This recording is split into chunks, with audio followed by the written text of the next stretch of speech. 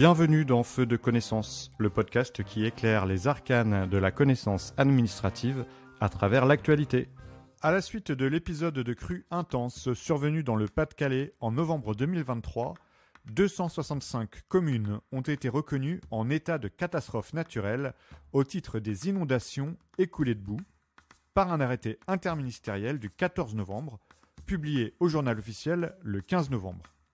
Feu de connaissance s'est posé la question du fonctionnement de cet état de catastrophe naturelle. La Constitution consacre donc le principe de la solidarité et de l'égalité de tous les citoyens devant les charges qui résultent des calamités nationales. La garantie catastrophe naturelle organise l'indemnisation des sinistrés dont les biens assurés ont été endommagés par un phénomène naturel intense.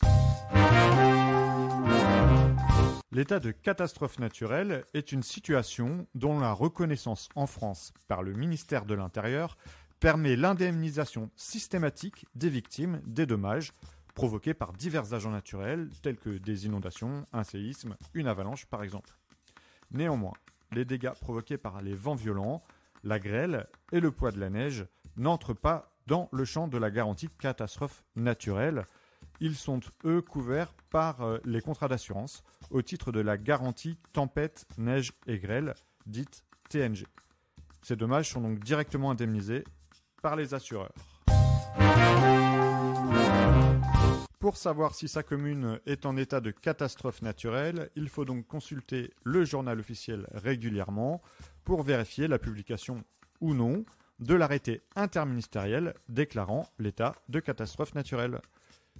Les sinistrés doivent immédiatement, dans les 5 jours, signaler le sinistre à la mairie afin de déclencher la procédure de constatation de l'état de catastrophe naturelle et déclarer à leur assureur la nature des dommages subis. Ils peuvent également fournir des photographies des dommages. Dès qu'une catastrophe naturelle se produit, le maire doit immédiatement informer ses administrés, par voie de presse ou d'affichage, de la possibilité de demander à la mairie la reconnaissance de l'état de catastrophe naturelle. Le maire doit également signaler aux sinistrés qu'ils doivent déclarer les dommages subis à leur assureur, comme lors d'un sinistre classique. Les demandes sont ensuite transmises à la préfecture, immédiatement après avoir été renseignées par l'agent municipal. La demande alors réceptionnée est contrôlée par la préfecture qui centralise les demandes communales et sollicite les rapports techniques. La Direction générale de la sécurité civile et de la gestion des crises va ensuite instruire et présenter ensuite les dossiers. Et c'est là qu'entre en jeu la commission interministérielle qui va statuer sur l'intensité anormale de l'agent naturel. 3 cas sont alors à envisager. Le premier, un avis favorable est donné.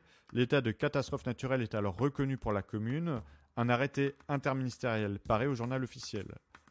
Le deuxième cas, la commission émet un avis défavorable. L'intensité anormale de l'agent naturel n'a pas été démontrée. Le dossier est alors clôturé, sauf si de nouveaux éléments probants permettent son réexamen.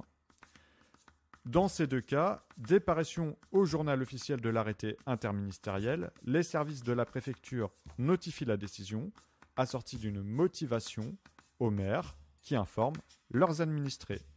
Le troisième cas possible, la commission ajourne le dossier dans l'attente d'informations complémentaires lui permettant de statuer définitivement.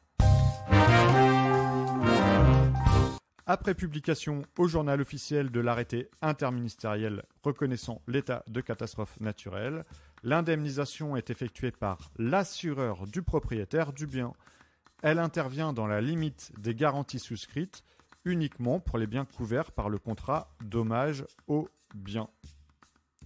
À noter que les assurés disposent d'un délai de 30 jours au maximum après publication de l'arrêté pour faire parvenir à leur compagnie d'assurance un état estimatif des dégâts ou de leur perte. L'indemnisation des dommages matériels directs non assurables liés à l'événement sera effectuée dans les 3 mois.